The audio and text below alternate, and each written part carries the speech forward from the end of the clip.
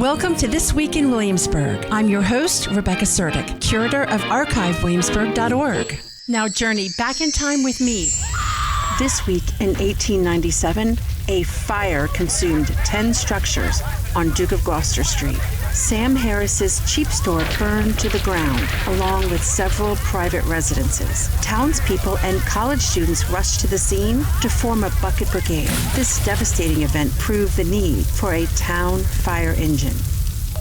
This week in 1910, Williamsburg's oldest citizen, Mr. A.C. Mason, celebrated his 91st birthday.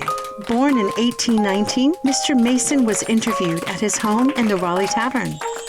Join me next time for another edition of This Week in Williamsburg, brought to you by archivewilliamsburg.org and the Williamsburg Old Time Radio Hour, your source for hometown history, online, on stage, and on the air. I'm Rebecca Suerdieck.